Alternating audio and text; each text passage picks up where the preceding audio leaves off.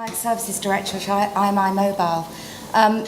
My remit is media, so my background is working in fixed line and mobile over the last 20 plus years. I don't really like to admit how long.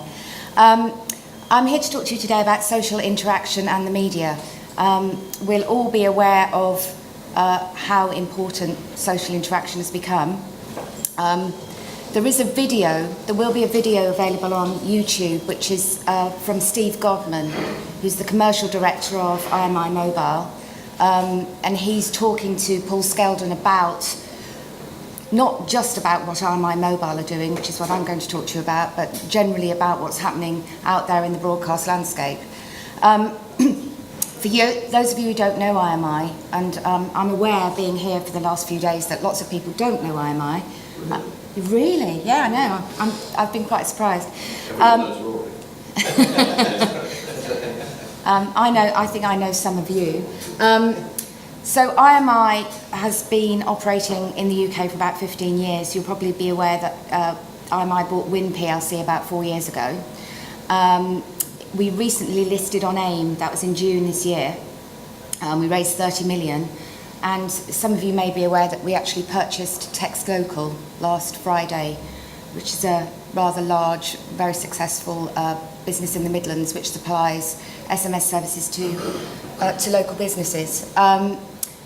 We have over 100 customers in 60 countries. I think in January this year, we were the largest mobile aggregator in terms of outpayments, SMS outpayments to clients. So that 30 million revenue is pass-through revenue.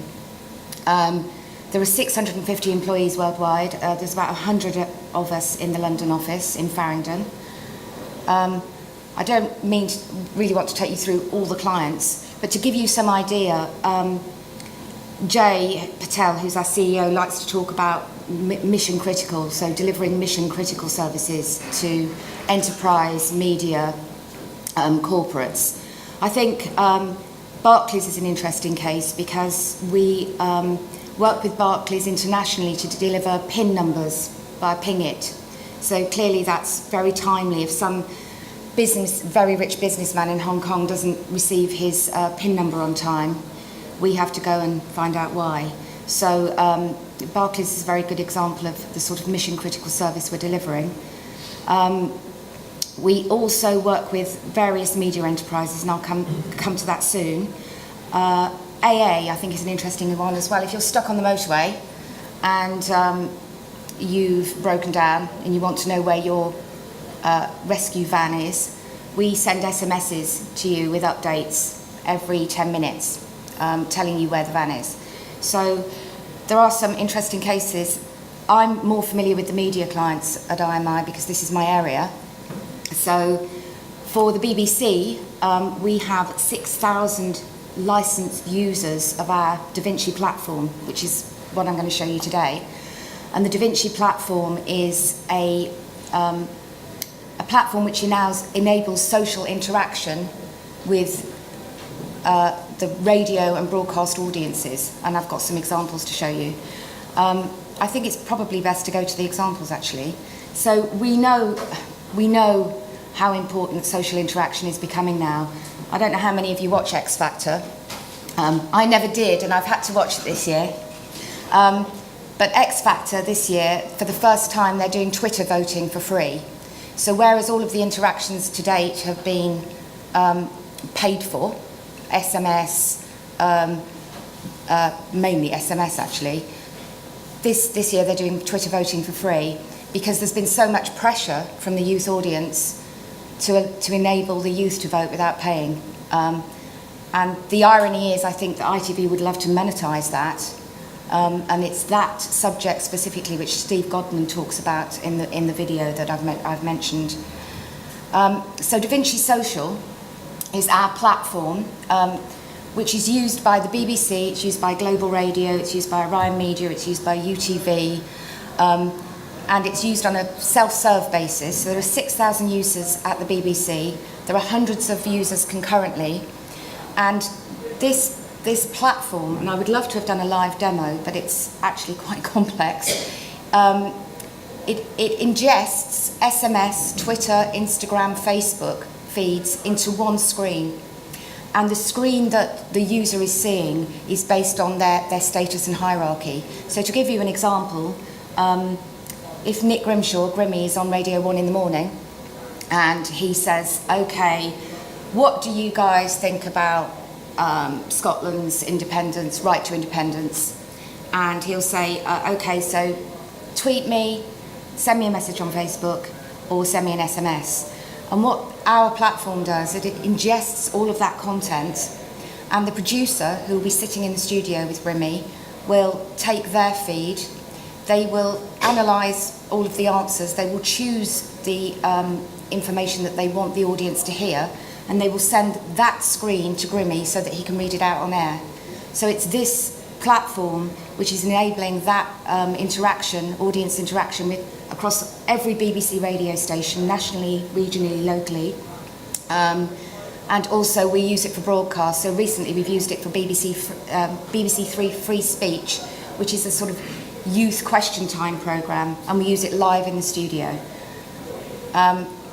So for Da Vinci Social and using it with broadcasters, we say that it enables the broadcaster to listen to their audience, clearly. They want to know what their audience feel. The platform also allows you to reply and respond to certain audience members. So you can reply to groups or to individuals.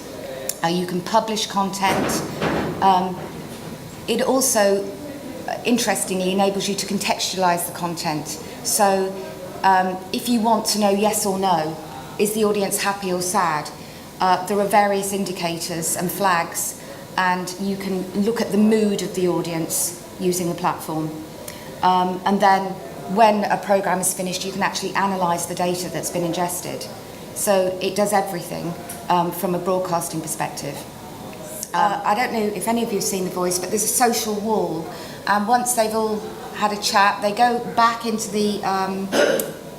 a little ante-room, and the platform ingests all of the Facebook comments, the Instagram comments, the Twitter comments, and the producer is able to use the platform to then choose comments which are particularly favourable or not favourable, and these will jump out. It's a shame we can't actually see the video.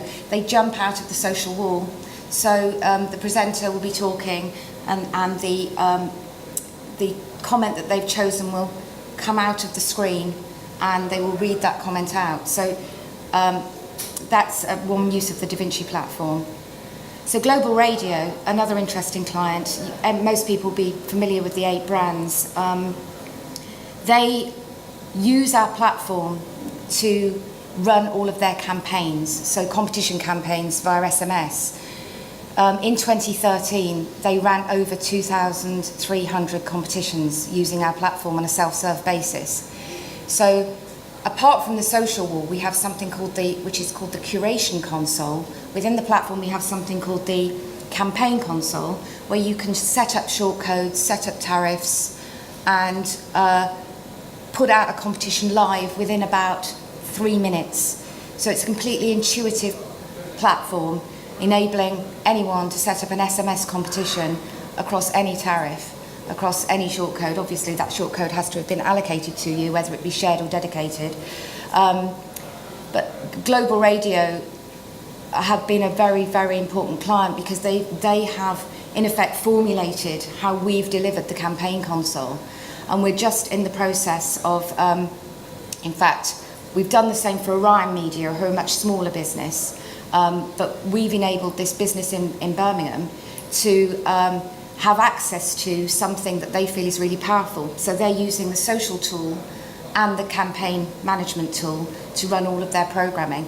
And they're now making revenues that they never made previously, because they used to use Hootsuite, which didn't make them any revenues, and they couldn't set up competitions quickly because they had a managed service with a company that was costing them too much money. They've taken our platform, licensed it, and they can do everything themselves.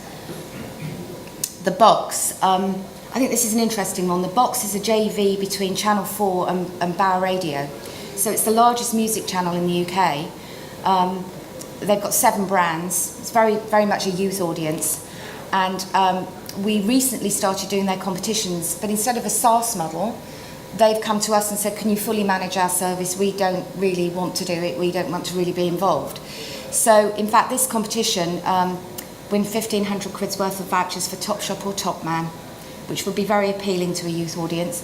It started last week, and I think we've all been surprised by the response, given that it's on a £1.50 MT. It's pretty expensive. So we're doing end-to-end management of the competitions within the console. The interesting point about this is the console also has an auditable winner picker selection process. So not only can we ingest the content from SMS, they're also doing postal entry because there has to be a free route. We're taking those postal entries from the Royal Mail, downloading them into a CSV file, uploading those entries into winner picker, and going through the audited winner picker process. And it's been audited by a third-party verification company called ERS. I don't know if anyone's come across them. But if you're working in broadcast, everything is very, very heavily regulated nowadays. So we've been through probably a 6-month under the bonnet process in order to be able to provide this service to Vox.